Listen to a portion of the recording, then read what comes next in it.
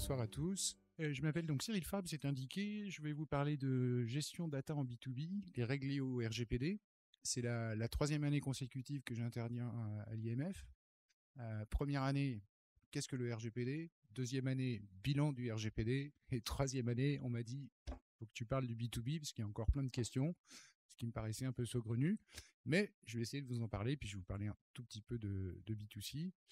Je vais essayer d'avoir une approche non corporatiste et pas trop technocratique du sujet, mais je suis juriste, donc je suis obligé de vous parler d'un sujet juridique, donc avec quelques textes.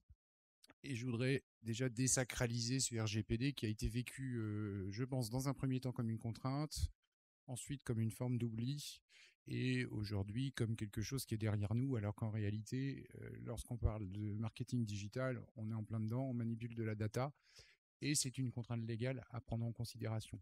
Elle est cependant pas nouvelle, c'est le discours permanent que je tiens. J'ai le souvenir d'un dirigeant d'entreprise que je conseille depuis des années de me dire mais Cyril, je comprends pas ce RGPD, ce que vous me racontez là, c'est extrêmement contraignant. Je lui dis mais attention, là je vous ai juste parlé de la loi qui a 40 ans, j'ai pas encore commencé le RGPD. Donc également dans les éléments de relativité, c'est qu'en fait la loi elle avait déjà été durcie en 2016 avec la loi pour la République numérique, elle avait augmenté les sanctions, augmenter les obligations. C'est passé quasi inaperçu dans le panorama. Et enfin, l'avènement marketing du 25 mai 2018 avec le RGPD, dont on commence à vivre les premières épreuves, notamment en termes de contrôle auprès de la CNIL. Le principal message, donc n'oubliez pas que c'est une réglementation ancienne, qu'elle a certes été très peu respectée jusqu'à présent, et qu'elle touche toutes les entreprises, quelle que soit leur taille. Ça, je crois que c'est pas réservé aux grandes sociétés. Alors certes, ça demande beaucoup de travail, mais c'est pas réservé qu'aux grandes sociétés. Une start-up est concernée, une société, un indépendant est concerné. À partir du moment où on manipule de la data, on est concerné. L'autre message que je veux passer, j'en ai pas fait un slide, c'est qu'il y a beaucoup de choses qu'on peut faire soi-même. Il y a énormément d'informations sur le site internet de la CNIL, il y a énormément de bases documentaires, il y a aussi énormément de prestataires de services, que ce soit des avocats, des sociétés que je qualifierais de non spécialisées qui vous disent on va vous faire un programme de mise en conformité, ce qui quand même me paraît quelque peu discutable. En tout cas, donc je pense c'est une question de perception, de compréhension des aspects juridiques qui ne sont pas toujours très simples, mais néanmoins beaucoup de choses peuvent être faites par soi-même. Et il vaut bien mieux faire, même mal, et de manière incomplète, que pas du tout. Ça, c'est le message principal que je devais vous donner. Donc, la question qui est posée, c'est quid du RGPD en matière de B2B? L'argument constant que l'on entend, nous juristes, c'est de dire « Ah, mais de toute façon, ce sont des sociétés commerciales, ce ne sont pas des personnes physiques, donc le RGPD n'est pas applicable dans les rapports en B2B. » Faux, archi faux, archi faux. Les sociétés commerciales, elles sont toujours mues par des personnes qui agissent certes dans le cadre de leurs fonctions, mais il y a dès lors des personnes physiques et dès lors l'application de la loi informatique et liberté sans aucune contestation, y compris, et tout est dans la subtilité, si vous prenez la lecture à brûle pour point de ce que j'ai écrit dans ce slide, les adresses génériques ne sont pas considérées comme des données personnelles, contact à entreprise par exemple, c'est tout à fait exact. En revanche, si vous lisez juste en dessous, la petite subtilité, je vous ai écrit néanmoins une adresse professionnelle, donc nominative, ou un courrier électronique contenant le nom et le prénom de la personne constitue une donnée personnelle. Dit autrement, si vous avez contact@business.com qui est utilisé par monsieur Jean Dupont, qu'il y a monsieur Jean Dupont qui est signataire, qu'il est utilisateur de la boîte email, c'est une donnée personnelle et par conséquent, vous rentrez dans le champ d'application du RGPD. Vous voyez, le droit, surtout en la matière, c'est toujours très subtil. Ensuite, il y a un autre aspect qu'il faut aussi connaître, c'est la notion de traitement et de prospection. Dans le cadre du B2B, il est très courant, on le voit dans les audits chez nos clients, qu'en réalité, on collecte beaucoup plus de données de manière beaucoup plus intrusive que dans du B2C. Dans du B2C, on a un phénomène de masse, même s'il y a de la donnée soit comportementale, soit prédictive, soit du croisement de données, on fait des suppositions sur les personnes, mais pas directement des informations qui sont nécessairement fiables et qualifiées. En B2B, en revanche, les commerciaux, ils remplissent le CRM, ils donnent des éléments sur la vie personnelle de ces cibles, éventuellement sur des éléments de santé, etc., etc. Et dans tous les CRM, et notamment ou quelques logiciels que ce soit, les champs textes, on trouve un certain nombre d'horreurs au sens de la loi informatique et liberté, c'est-à-dire vraiment des informations extrêmement intrusives. Donc, c'est un point d'attention supplémentaire qu'il peut y avoir par rapport au B2C. La notion de traitement, j'ai commencé par là, c'est le point d'ancrage de l'application de la loi. Il y a application de la loi parce qu'il y a traitement de données.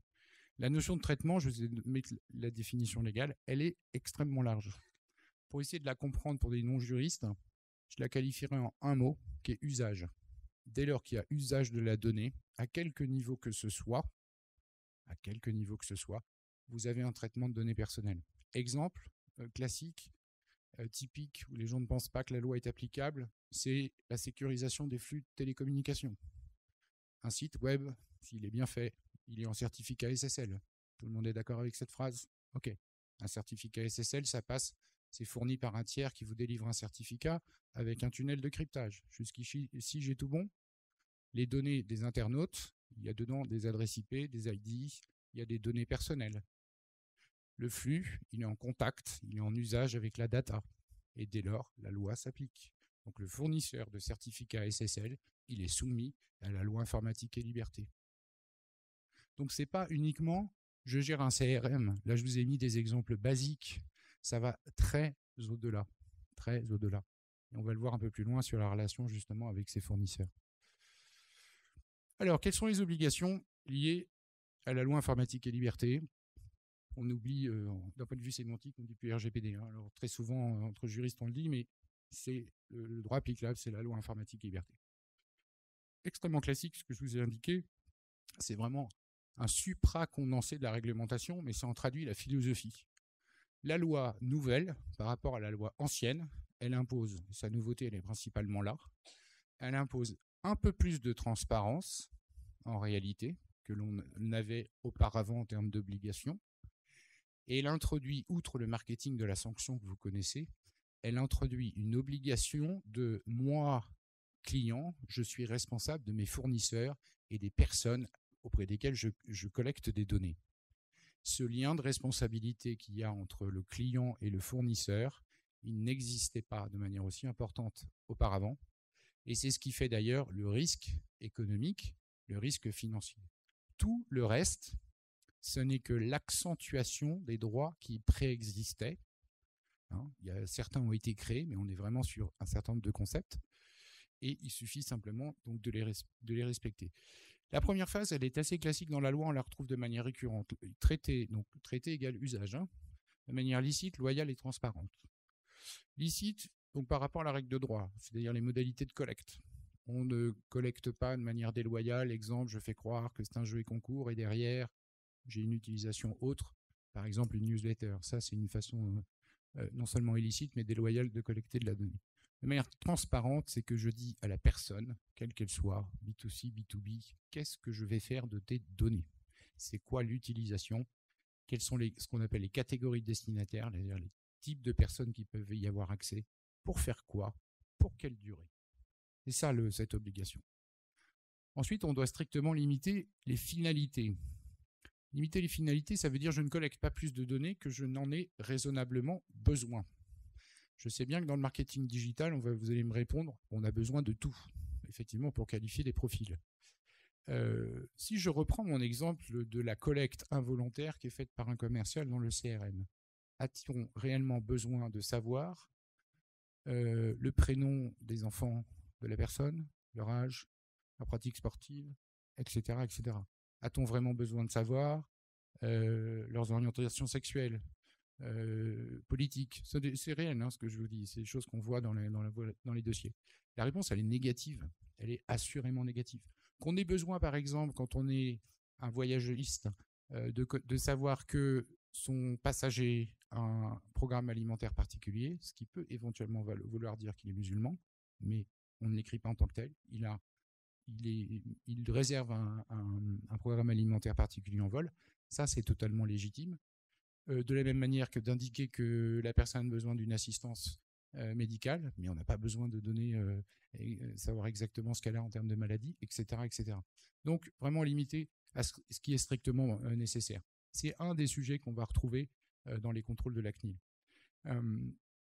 Dans le même veine, vous avez l'adéquation, la pertinence et la limitation. C'est vraiment le corollaire des finalités. C'est-à-dire que j'ai déterminé ma collecte, par exemple, pour une newsletter. Je n'ai pas besoin d'avoir les données de navigation sur 3 ans de la personne. Je n'ai pas besoin d'avoir un certain nombre d'autres données. Ensuite, il faut qu'elles soient exactes. Il y a une obligation d'exactitude et de mise à jour, qui est un élément, pour le coup, nouveau de la réglementation, hein. Ensuite, elles doivent être conservées sous une forme permettant l'identification des personnes pendant une durée n'excédant pas celle nécessaire au regard des finalités. Alors ça, c'est du verbiage technocratique. Qu'est-ce que ça veut dire? Ça veut dire à maxima, vous allez le comprendre, que vous ne pouvez pas conserver les données au-delà de la durée légale autorisée. Ce qui est assez logique. Une pièce comptable, ça se conserve à maxima 10 ans. Au-delà, ça n'a pas de nécessité d'être conservé. Pièce comptable, il y a des données personnelles. On peut avoir le nom d'un client. Ensuite, on a une obligation, et ça c'est une vraie demi-nouveauté. Il y a un renforcement de l'obligation de sécurité et de confidentialité qui existait préalablement. Là où le RGPD va encore renforcer, c'est qu'elle a indiqué que par défaut, vous devez aux personnes concernées, donc aux personnes concernées par les données, le meilleur moyen et système de sécurisation possible. Pourquoi ça a été introduit dans la loi? C'est qu'il y a beaucoup de contentieux en matière de techno où il y a la notion d'état de l'art. Et l'état de l'art, c'est quelque chose de mouvant, c'est quelque chose de subjectif. Donc pour éviter un débat de « Ah mais oui, mais j'ai fait au mieux de ce que je pouvais, etc., des moyens de mon entreprise », la loi impose, vous devez être au maximum de sécurisation possible. Il y a évidemment des bonnes pratiques. Je prends des exemples classiques, les changements de mots de passe, les mots de passe longs, etc. Il y a aussi des discussions sur la sécurisation, le cryptage. Il faut nécessairement un niveau de cryptage le plus élevé. Et si vous êtes en faute sur ces aspects-là, sur ces aspects de sécurité, votre responsabilité peut être engagée. Voilà globalement ce que dit le RGPD. Dans tout ce que j'ai énoncé, 75% environ existait déjà dans la loi. Ça n'est qu'un renforcement des bases préexistantes. Ensuite, les personnes, elles ont des droits. Alors, le fameux « vous disposez d'un droit d'accès, de rectification, etc. », mention que vous connaissez presque par cœur, parce qu'on la voit tous en tant que consommateur depuis longtemps. Globalement, le RGPD, il a, pour le coup, étendu les droits, c'est-à-dire c'est le corollaire de l'obligation de transparence. Le droit d'accès, il existait. C'est-à-dire « Bonjour, société X, je voudrais savoir les données que vous avez sur moi. » Société X, que je suis en B2C ou en B2B.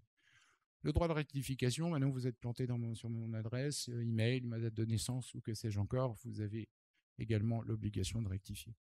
Vous avez aussi l'effacement, le droit à l'oubli. Ça, c'est le corollaire de la limitation de la durée. C'est-à-dire qu'au bout d'un moment, on considère que vous devez, en tant que consommateur, en tant que personne physique, être en capacité de faire procéder à l'effacement. Ça sert énormément pour les moteurs de recherche. Quand vous avez laissé des traces sur le digital, au bout d'un certain nombre d'années, on n'a pas forcément envie de les voir. Eh bien, le droit à l'oubli a été une innovation juridique. Le droit à la limitation, c'est-à-dire finalement, vous avez connecté énormément de données sur moi et vous n'avez pas besoin pour les finalités, donc je demande à ce qu'elles soient réduites. Ça, c'est une vraie nouveauté du RGPD. Pour l'instant, à ma connaissance, pas de contentieux. La portabilité, ça c'est plus pour les consommateurs. C'est j'ai un compte LinkedIn, j'ai un compte Facebook, j'ai un compte, que sais-je, sur n'importe quelle technologie, je dois pouvoir appuyer sur un bouton et qu'on me restitue mes données. Ça, c'est une vraie nouveauté que l'on n'avait pas. Et le droit d'opposition, c'est arrêter de collecter, arrêter de traiter des données me concernant, arrêter de m'envoyer de la pub, arrêter. Bon, ça, c'est la consécration du texte préexistant. Donc, le RGPD, c'est ça. C'est la liste des obligations qu'on doit retrouver face à une liste de droits des personnes concernées. Ensuite, j'ai essayé de vous trouver des exemples pratiques, alors au gré de ce qu'on nous pose comme question au cabinet chez nos clients. Voilà. Premier élément, le collecte du CRM, grand classique. Et notamment lorsque là vous êtes en conférence, il faut récupérer des cartes de visite, vous mettez ça dans votre Outlook, éventuellement vous le partagez dans un CRM, si c'est organisé chez vous. Comment est-ce qu'on fait? On est dans la vraie vie, on passe dans la vie digitale, c'est un traitement de données personnelles, indubitablement, si vous avez tout bien écouté ce que j'ai dit. Comment est-ce que je fais?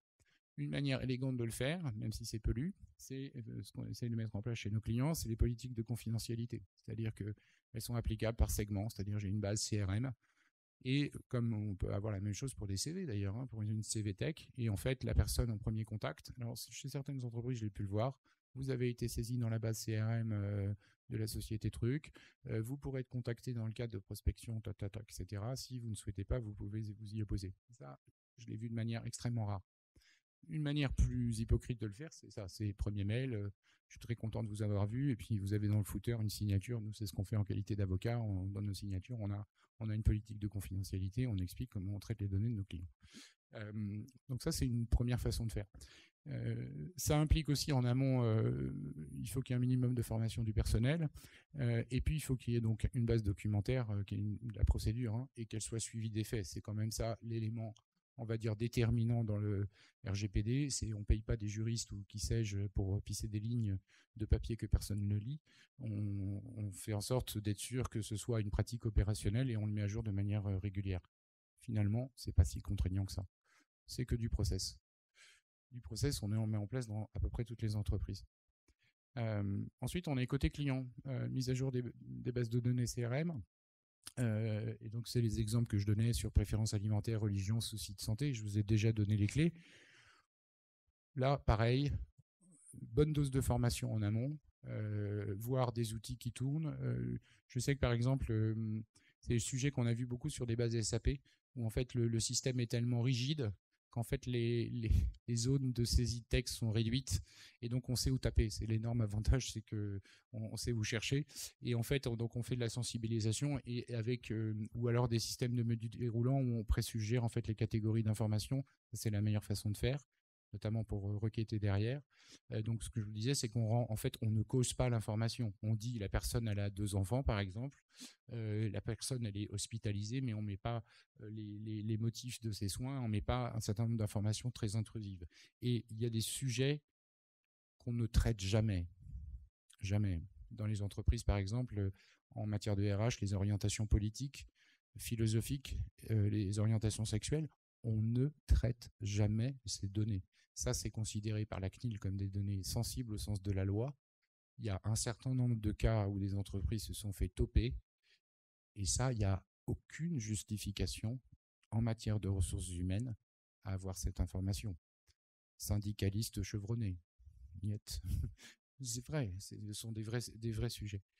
Donc, une fois encore, c'est du process, c'est un peu de documentation, c'est aussi de la formation et de la sensibilisation. Alors.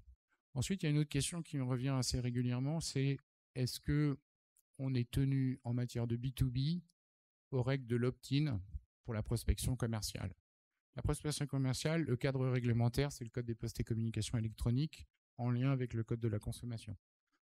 Je le réaffirme assez simplement, le droit de la consommation ne s'applique pas en B2B, donc c'est assez simple.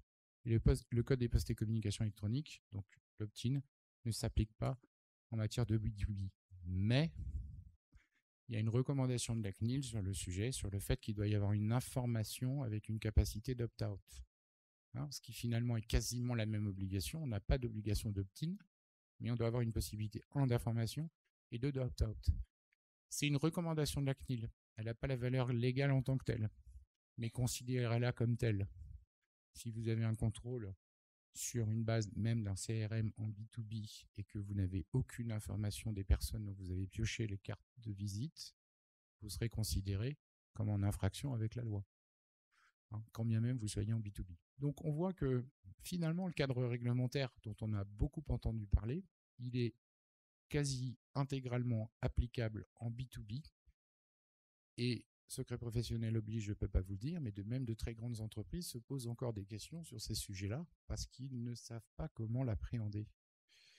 J'ai pris l'exemple des cookies. Quand on a un portail avec une offre B2B, B2C, sauf à tracer dans son système d'information la navigation sur la rubrique B2B, et encore, ça n'est qu'un indice, on ne sait pas en face qui on a. On a juste une IP, un ID éventuel. S'il est logué, on peut éventuellement bien sûr l'identifier, mais de départ, on ne sait pas. Et par conséquent, on est tenu finalement par la réglementation la plus forte, qui est la réglementation applicable en B2C. La CNIL a publié très récemment ses recommandations qui vont évoluer au cours de l'année. Il y a une consultation publique qui est ouverte. Je pense que ce sera mon sujet IMF 2021, hein, je vous le dis par avance, qui a changé la donne en matière de cookies par rapport à ce qu'on connaissait auparavant. C'est-à-dire qu'une des règles qui était je scrolle la page et donc ça vaut acceptation des cookies, terminé. il faut qu'il y ait une acceptation express. Durée de conservation de la data qui était 13 mois, maintenant c'est plus que 6 mois, et ainsi de suite. Donc, on renforce la contrainte, et je vous donne le coup encore d'après, ça ce sera IMF 2022, peut-être 2023. Vous avez dans les tuyaux réglementaires un truc qui s'appelle le règlement e-privacy, qui est en débat à Bruxelles. Il y a énormément de lobbying autour de ce règlement, parce qu'en fait, ça va tuer le marketing direct. C'est-à-dire qu'on va être dans de l'ultra-consentement, sans quoi on ne pourra rien faire de la data. Donc évidemment, vous avez tous les gros opérateurs, Google en tête, qui font un lobbying très fort pour que ce règlement ne soit pas adopté. Mais on y va. Il sera sans doute plus tempéré que sa version actuelle, mais vous verrez, on y va. Donc les recommandations cookies, elle est assez claire sur le site de la CNIL, je vous invite à aller la voir. Je ne connais pas beaucoup d'entreprises qui sont à jour sur ce sujet. Il faut dire que c'est très très récent. Voilà. Mais ça, c'est une contrainte qui, de facto, va s'appliquer à la plupart des internautes avec lesquels vous avez récupéré de la data. Ensuite, je vous ai fait un condensé de qu'est-ce qui est nécessaire, que ce soit en B2B ou en B2C, sur la documentation, la mise en conformité. L'élément nouveau du RGPD, c'est qu'auparavant, vous avez des déclarations, on les mettait dans les tiroirs, et on pensait que c'était suffisant. Désormais, en cas de contrôle, c'est à vous de démontrer que vous êtes en conformité, ce qui est quand même un véritable inversement de la charge de la preuve. À mon cabinet, on a des clients de toute taille, vraiment de toute taille. J'ai aussi bien des vraiment toutes petites TPE, voire des consultants indépendants, et des mastodontes, y compris du CAC 40. J'en n'en ai pas un, mais pas un, qui est à 100% compliance. Pas un. Parce qu'en fait, d'abord, c'est un travail permanent, parce que tous les jours, il y a des projets, surtout quand on a une activité digitale. Donc, on a toujours un métro de retard. Et qu'en plus, la couche, l'épaisseur de travail qu'il y a à produire, elle est relativement importante. Ce qui fait que dans les grosses boîtes, en fait, c'est une course permanente à la recherche de l'information. Et dans les petites, en fait, c'est plus un problème de ressources, qu'elles soient humaines ou financières. Donc, très peu d'entreprises, même les très grandes entreprises qui, alors elles sont très avancées, hein, elles sont proches de la conformité, mais personne ne peut dire, et en tant qu'avocat, on fait le pronostic en disant, on sait très bien que chez nos clients, ce ne sera jamais le cas. À la limite, c'est comme les contrôles URSSAF et les contrôles TVA fiscaux. Il faut que l'administration, en l'occurrence la CNIL, ait un os à ronger. Hein, il y a toujours quelque chose à dire. Voilà, donc ça, c'est pour dédramatiser la situation par rapport à la mise en conformité. Et une fois encore, il vaut mieux faire par soi-même mal plutôt que pas du tout.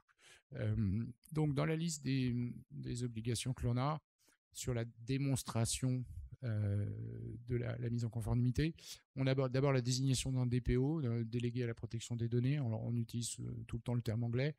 Lorsque c'est nécessaire, il y a un certain nombre de critères. Ensuite, il y a la notion de sensibilisation des salariés et dirigeants. Ça, c'est vraiment un élément important parce qu'en fait, il y a une méconnaissance de la réglementation, même y compris dans des fonctions digitales, y compris dans des fonctions de marketing. C'est assez flagrant. Hein, je le vois, nous, on travaille avec des opérationnels, on a des questions parfois, y compris, je ne devrais pas le dire, mais des responsables juridiques qui nous posent des questions lunaires. Mais c'est ainsi. Donc, il y a vraiment un besoin pédagogique. Ensuite, il faut qu'il y ait un registre de traitement. Donc ça, c'est un document. Vous avez un standard de la CNIL qui est en téléchargement, qui centralise tous les traitements qui sont faits, donc tous les usages, hein, un usage, un traitement, qui doit avoir les catégories de données, qui doit avoir les destinataires, donc qui accès, pourquoi, et les durées de conservation. Ensuite, on a l'examen sur la nécessité de réaliser des analyses d'impact. Ça, j'ai une slide un peu plus loin pour vous expliquer.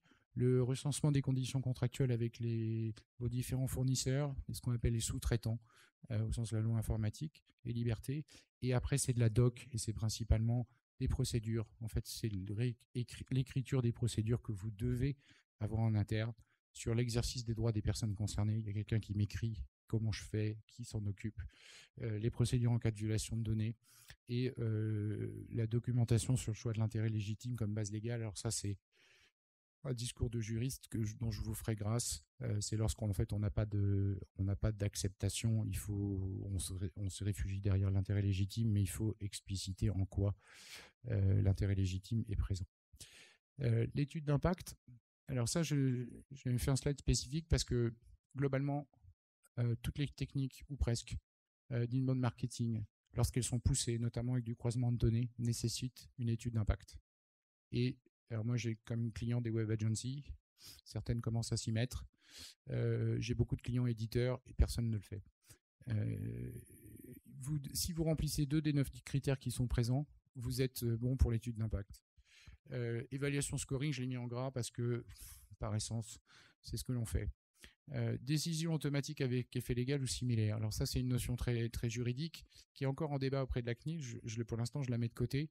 Nous, on se raccroche, c'est est-ce que, par exemple, en fonction du profil, si j'affiche telle offre, alors plus en B2C qu'en B2B, telle offre promotionnelle plutôt que telle autre, je peux potentiellement, mais je ne m'y mettrai pas ma main au feu, en tout cas, je n'ai pas pour l'instant d'éléments documentaires, est-ce que c'est une décision automatique avec effet légal ou similaire, ou éventuellement un peu plus loin, exclusion du bénéfice d'un droit ou d'un contrat.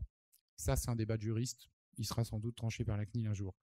En tout cas, quand on a donc des données sensibles ou à caractère hautement personnel, c'est ce que je vous indiquais sur le CRM, on est dedans. Et quand on est nos collègues de données personnelles à large échelle, quand on a un site internet avec du succès et qu'on fait du scoring, on a les 2 critères. Donc finalement, les cas où on n'a pas à faire une étude d'impact sont assez réduits. L'étude d'impact, c'est pas bien compliqué. Hein. C'est un gros mot pour un truc assez simple. Hein. C'est globalement, on regarde le traitement, comment il est fait, hein, comment la donnée elle est collectée, pourquoi, c'est quoi les finalités. On regarde la sécurisation et on voit si tout cela ne présente pas de risque pour la vie privée. Et s'il y en a, on les corrige. Le tout documenté. Donc finalement, pas très compliqué. Ensuite, ça c'est un autre sujet qui est relativement traité mais mal. C'est les fameux accords de confidentialité. Alors ça, vous voyez les documents standards. Si quand on est client, on a forcément une matrice dans un coin, et quand on est fournisseur, on se fait imposer un accord de traitement de données. Alors quand je dis mal, c'est qu'en fait, c'est des documents standards qui sont pas du tout travaillés, qui répondent pas du besoin particulier, mais ça rassure, c'est du papier. Bon, qu'est-ce qu'il faut retenir? Il faut retenir globalement, le RGPD, c'est nouveau dans le sens où vous êtes, si vous êtes vous client, par exemple éditeur d'un site web et que vous utilisez de la techno de tiers, vous êtes responsable de votre fournisseur. À ce que lui il respecte la loi informatique et liberté, et vous avez une obligation de le contrôler, y compris il vous a dit, y compris les très grands. Hein. Si je prends Salesforce par exemple, si je prends une utilisation B2B, ils vous disent qu'ils sont ô combien super forts sur la sécurisation, les meilleurs au monde, la disponibilité, gna gna gna gna gna gna. Il n'empêche que tout Salesforce soit-il, vous devez le contrôler. Il faut être sûr que les procédures ont été appliquées. Illusoire, hein, j'en dis ce qu'on vient pas. Ensuite, il doit avoir en qualité de sous-traitant, c'est comme ça qu'on l'appelle, un registre des traitements qu'il opère pour vous. Ça, pour le coup, les Américains ont tout compris, c'est que vous allez dans les FAQ, que ce soit tous les grands, hein, Google, LinkedIn, etc., y compris Salesforce, vous allez dans la FAQ, vous avez cette information, elle existe. Donc, faut-il aller la chercher. Et surtout en cas de contrôle, c'est quoi le registre de traitement de votre sous-traitant LinkedIn, de quoi que vous me causez, tout c'est de savoir que ça existe. Voilà, c'est beaucoup plus discutable, en tout cas à regarder avec beaucoup plus d'attention sur des petits fournisseurs. Pourquoi on vous dit ça? C'est qu'en fait, l'essentiel, et ça c'était mon IMF 2019, l'essentiel des sanctions de la CNIL post-loi République numérique, donc augmentation des sanctions, et avant RGPD, l'essentiel des sanctions de la CNIL, c'était des problématiques de sécurité, et c'était un défaut des éditeurs de vérification du travail de leurs fournisseurs. Hein, y compris, il y a le cas Darty qui avait fait beaucoup de bruit, j'ai plus le montant de la sanction, mais c'est de mémoire 3, 4 ou 500 ou 600 000 euros, où Darty avait corrigé le tir, hein, il y avait un défaut de procédure qui avait été fait par le sous-traitant, ils avaient corrigé le tir, mais la CNIL, oui, a dit vous l'avez fait, mais trop tard, je vous sanctionne néanmoins. Donc cette obligation de sécurité, vous verrez, elle va être encore très présente. Il y a très peu de décisions post-RGPD, hein, les procédures sont encore en cours. Il y a Google qui s'est fait sanctionner très lourdement. Il y a des plus petites sociétés qui se sont fait contrôler. Cette obligation de sécurité et de vérification technique, elle va être omniprésente. Voilà. Donc c'est le point d'attention plus particulier à avoir, et ça, on n'a pas besoin d'être juriste pour ce faire. Je voulais garder une zone de temps pour pouvoir échanger, parce que je sais que c'est souvent, à part les premiers qui n'arrivent pas à se jeter à l'eau, mais souvent des questions. Voilà, et je crois qu'on a encore le temps. Eh bien, c'est formidable. Merci. Merci à vous. Bonjour, déjà merci. J'ai une question, vous l'avez peut-être évoqué tout à l'heure, mais je préférais refaire un petit point là-dessus. C'était concernant la conservation des données, on va dire un nom, prénom, fonction et adresse mail, quelque chose en soi de très basique. Quand c'est conservé en interne, c'est vrai qu'on parle souvent de données qui doivent être cryptées. Techniquement, comment elles doivent être conservées en fait en l'état sur un réseau même sécurisé en interne? D'accord. Alors, il y a plusieurs niveaux de réponse dans votre question. La première, c'est que ce soit le public pertinent qui a accès à la donnée. C'est-à-dire, si c'est un CRM, par exemple, globalement, c'est la population commerciale et la direction. D'abord, il y a une possibilité de cloisonner le droit d'accès. C'est-à-dire que si on fait dans une boîte un peu structurée, on va dire le commercial junior, il n'a pas besoin d'avoir accès à tout le portefeuille client. D'ailleurs, c'est mieux parce qu'il peut faire des exports, surtout si c'est en Salesforce. Bon. Donc, il y a aussi un intérêt pour la société. Il n'y a pas une nécessité absolue que ce soit crypté. C'est-à-dire que si c'est juste ton prénom, adresse de courriel électronique et c'est une base commerciale, il n'y a rien de très stratégique. Donc, on limite à la population commerciale et ensuite à la portée du poste. Si en revanche, on bascule, on change d'univers, vous êtes un hôpital, on peut transposer l'exemple, vous êtes un hôpital, globalement, vous avez la secrétaire médicale qui doit avoir accès au dossier de son médecin et pas tous les médecins, et les médecins qui ont accès éventuellement à son portefeuille de patients, et il y a le super médecin-chef qui a accès à tout. Et par contre, comme il y a des données suprasensibles, au sens de la loi, là, on crypte. C'est dans ce sens-là qu'on crypte. Après, c'est des règles de sécurisation de base, mais elles existent indépendamment du RGPD. C'est-à-dire, c'est pas un accès ouvert. Chacun a son identifiant. Il y a un mot de passe qui tient la route. On change régulièrement, etc., etc. Voilà. Ensuite, la durée, ça, c'est un vrai sujet de sensibilité. En B2C, il est pleinement balisé. Le cadre de base, c'est 3 ans plus 2 ans. C'est 3 ans d'activité du client plus 2 ans d'archivage. Mais il y a des cas. Alors pour le coup, c'est un énorme avantage du RGPD, c'est qu'il y a des cas où on peut dire, moi j'ai un intérêt légitime à conserver de la data beaucoup plus longtemps. Par exemple, moi j'ai un voyagiste très haut de gamme comme client. Il dit la moyenne de recommande, c'est tous les 5 ou 6 ans. Et quand le client appuie, ils doivent savoir les habitudes alimentaires, ce qu'il aime, etc. Donc il faut tout garder au-delà. On l'a contractualisé. On conserve les données plus longtemps. On a cette liberté qu'on n'avait pas auparavant. Voilà.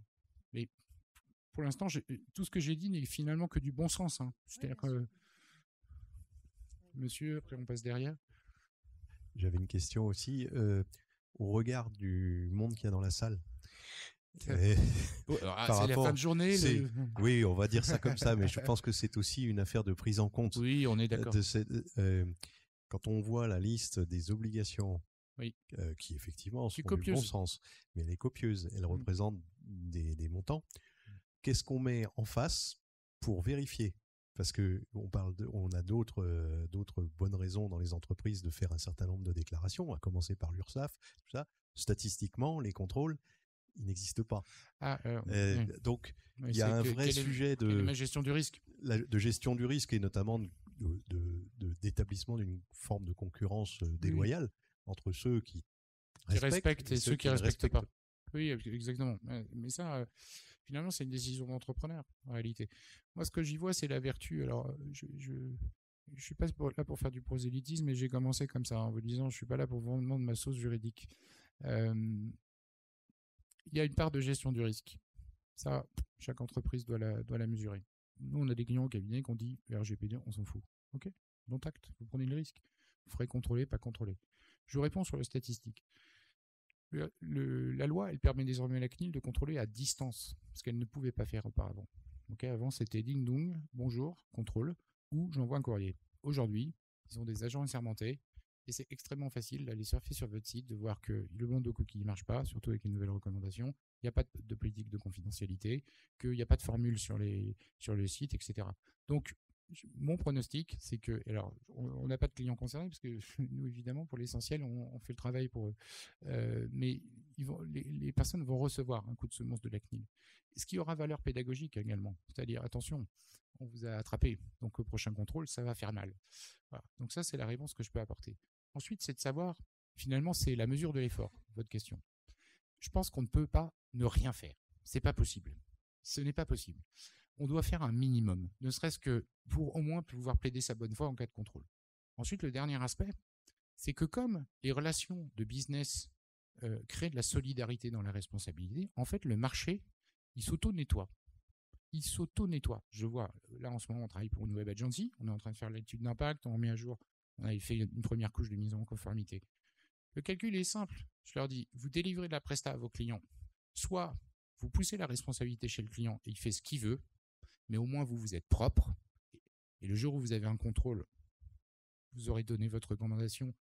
Et alors, sachez une chose, c'est que normalement, ça c'est la théorie, mais dans la vie des affaires, ça ne se passe pas comme ça. Normalement, à partir du moment où vous êtes en connaissance que votre co-contractant, il ne respecte pas la loi et que vous devez traiter des données de ce co-contractant, vous devez poser le crayon. Je refuse de le faire parce que vous n'êtes pas en conformité. Si vous ne le faites pas, vous êtes co-responsable, y compris pénalement. Quand on est fournisseur, par exemple de solutions techniques, c'est très difficile de dire non. Donc nous, c'est le moyen qu'on donne à nos clients pour pouvoir se protéger, pour pouvoir tout en continuant leurs affaires. Mais une fois de plus, alors je connais bien le dirigeant, et je lui ai exposé, je lui ai dit, tu fais comme tu veux. Tu fais comme tu veux. Moi, je ne suis pas là. Je suis là juste pour donner le niveau de risque. Donc évidemment, il y a des secteurs où on est beaucoup moins concerné. Si on est dans le BTP, d'abord on est relativement loin du digital, encore que. Si on est en BTP B2B, encore moins. Et si on est un artisan coiffeur, oui, on est concerné, mais effectivement, le risque de contrôle, il est relativement réduit. Voilà. Donc c'est ce calcul d'exposition au risque. Ça, moi, je ne sais pas, je ne sais juste que tenter de le mesurer. Il y avait une autre question, madame. Merci beaucoup. Moi, j'ai 2 questions pour des cas assez précis, mais qui vont se rejoindre.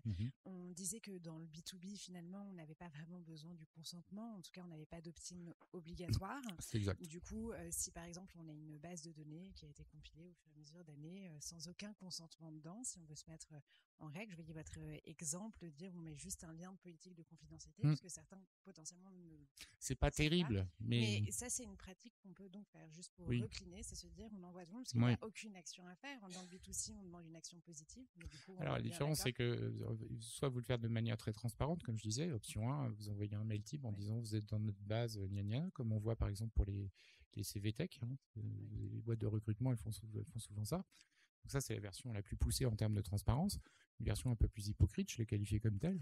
C'est dans le cadre des échanges via une référence à la politique de confidentialité. Mais il faut qu'il y ait une action positive. Parce que s'il n'y a pas cette action positive sur une base ancienne, en réalité, normalement, elle devrait être nettoyée. Donc les données ne devraient plus être présentes. Mais ça, c'est le cas classique. Alors ça existe déjà depuis longtemps en B2C de comment je clean une base. Il y a des tas techniques. Voilà, nous, on donne juste les clés sur le plan légal et souvent, en marketing, ils sont beaucoup plus créatifs pour trouver des solutions que nous, humbles avocats. Et du coup, la deuxième question qui découle, c'est que quand on fait appel à des brokers ou des loueurs de fichiers ou autres, toujours dans le B2B, finalement, eux n'ont eu besoin d'obtenir aucun consentement pour nous les louer. Si. Si, ils sont tenus à la même... Alors... Le monde de la vente de bases de données, que ce soit en B2B, que je connais moins, pour être tout à fait franc, qu'en B2C, je sais que c'est la jungle. C'est-à-dire qu'on vous garantit en B2C de l'opt-in, une base 100% clean, ça n'existe pas. Donc après, c'est pareil, c'est la gestion du risque. Mais comme il n'y a pas d'opt-in pour le B2B, quand on loue des bases B2B. Oui, mais regardez si je reviens en arrière sur... c'est juste pour bien comprendre ce qu'il vous faut, recommandation de la CNIL. Attendez, il faut que je retrouve là. Oui, ça doit être ça. L'objet de la sollicitation doit être en rapport avec la profession de la personne des marchés. Et ça doit être en lien avec les modalités de collecte. Vous collectez des cartes de visite là. Ok ? Vous avez des personnes qui sont intéressées par l'inbound. C'est pas pour leur envoyer une newsletter sur les baguettes. Ah oui, non. Vous voyez ? Alors, si cette base de données, vous la vendez à un petit camarade, j'ai jamais vu une segmentation B2B où on vous dit c'est uniquement pour envoyer de l'information commerciale sur le marketing digital. Là, j'ai jamais vu. Après, faut être franc. Maintenant, je vais vous demander un diagnostic. Quel est le risque ? Ok, il est très faible. Donc voilà. Donc après, c'est plus comment je transforme ma base de données pour qu'elle soit active. Voilà, c'est ça le vrai sujet. Et je pense qu'on peut écarter le risque. En B2C, je ne peux pas vous tenir ce discours puisqu'il faut un opt-in. En B2B, par contre, si vous l'achetez, il faut qu'on vous garantisse que c'est du B2B. Et ça, voilà. Disons que si c'est un Ukrainien qui vous vend ça sous le manteau avec un paiement par PayPal, je ne prendrai pas la base, quoi. Vous voyez ? Monsieur. Bonsoir, moi j'ai une question qui sera peut-être un peu lunaire. J'ai fait dans la société un travail de mise en conformité, tant bien que mal. Ouais. Par contre, j'ai des commerciaux qui gardent des vieilles habitudes de garder les cartes, d'avoir leur annuaire de contact, de faire leur petit mailing régulièrement à leur contact, à leur base, en disant je serai sur tel salon, à tel endroit, machin. Je renvoie les vœux, j'envoie une petite newsletter individuelle sur le nouveau produit qui sort. Est-ce que ça, c'est une pratique individuelle, mais globalement, c'est un énième CRM et puis c'est au DPO de le traiter? C'est exact. Ouais. C'est exact. C'est le problème des... Alors, plus la société est grosse, plus les exemples comme ceci fleurissent. Hein. Et ça, malheureusement, à part appliquer des procédures disciplinaires et de la techno qui vient renifler les différents PC pour voir ce qu'il y a et ce qui est fait, et encore malgré ça, ça échappe à la vigilance, on ne peut rien faire. Après, on ne peut rien faire. Ça ne marche pas. Après, c'est marginal dans la totalité des traitements des entreprises, la plupart du temps. Le tout, c'est qu'il n'y a pas de dérive. Une fois de plus, on le sait dans les boîtes, les problèmes qu'on va rencontrer. C'est les commerciaux qui écrivent des trucs très intrusifs. Après, ça, c'est l'avocat en défense qui plaide. Où est le mal, très franchement?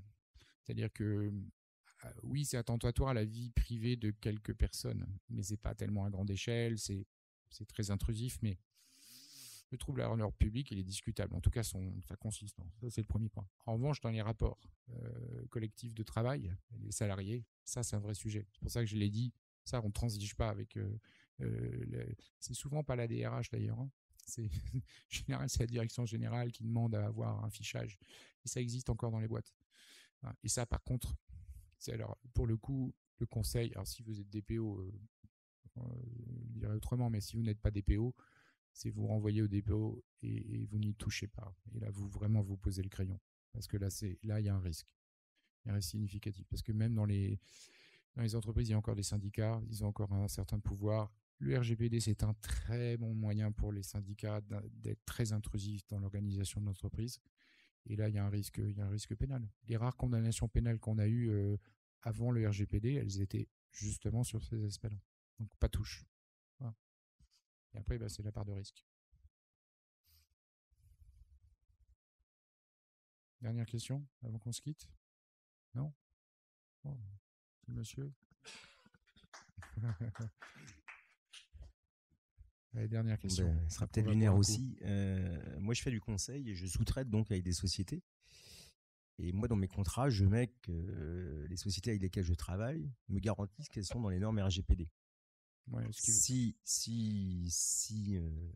que je veux savoir, c'est est-ce que moi, je peux risquer d'avoir un problème s'il y a une problématique? Moi, je suis juste, entre guillemets, je mets en relation et je sous-traite.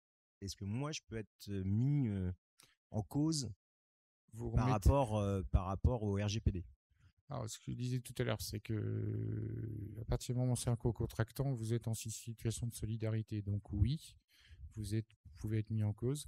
Après, ce que je comprends pas bien, c'est comment la mise en relation se fait et comment concrètement l'exécution du contrat se fait.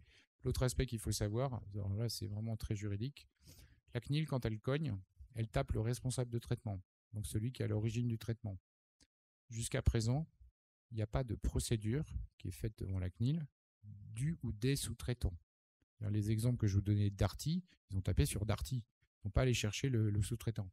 Le problème que l'on a en procédure, c'est que comme c'est une procédure de sanction particulière, on ne peut pas dire à la CNIL comme devant un tribunal « Hey, j'appelle en garantie les copains ».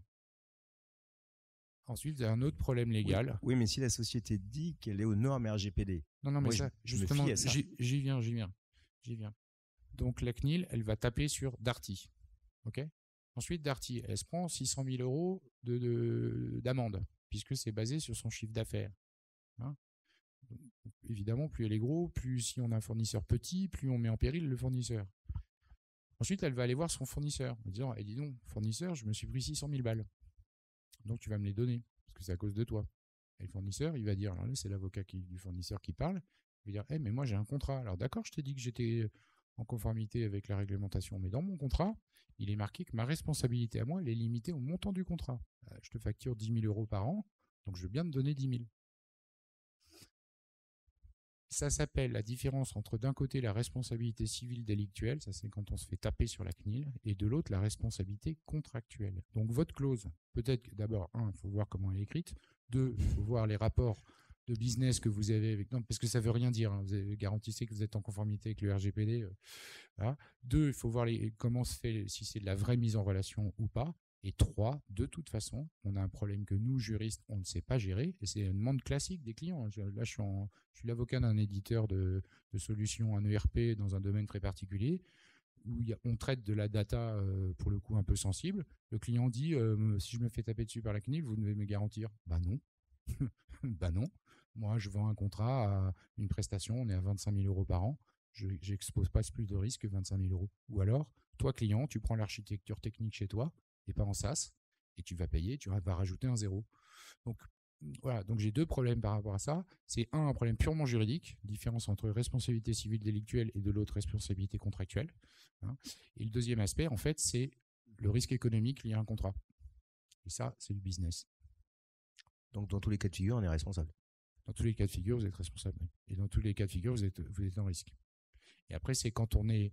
moi, régulièrement, sur des grosses boîtes, ils me disent, ouais, on a pris, alors dans un tout autre domaine, hein, notamment en matière de prestat informatique, on a pris ce petit développeur, machin, il veut pas le signer le contrat. Vous avez vu ce que vous lui demandez? Vous avez une toute petite boîte, vous lui demandez une responsabilité contractuelle de malade qu'il est incapable d'honorer. Et c'est des trucs qu'on trouve beaucoup dans le jeu vidéo, où il y a des risques importants, puisque alors aujourd'hui il est de plus en plus dématérialisé, mais c'est encore beaucoup sur des supports. Donc quand vous êtes un studio, on vous demande des clauses de garantie. L'essentiel du business est aux États-Unis, donc on vous demande des clauses de garantie de dingue, et on vous demande un contrat d'assurance spécifique. Un contrat d'assurance pour les jeux vidéo, pour justement qu'il n'y ait pas de breach en matière de propriété intellectuelle, etc. Et les montants des contrats d'assurance, ils sont stratosphériques. Donc si on vous a tordu le cou au niveau de la négociation commerciale, vous êtes en incapacité de vous couvrir de l'autre côté. Donc c'est un vrai sujet. Et il y en aura. Hein. Il y aura du contentieux. Ça va être très rigolo. Pour les avocats, bien sûr. Merci à tous.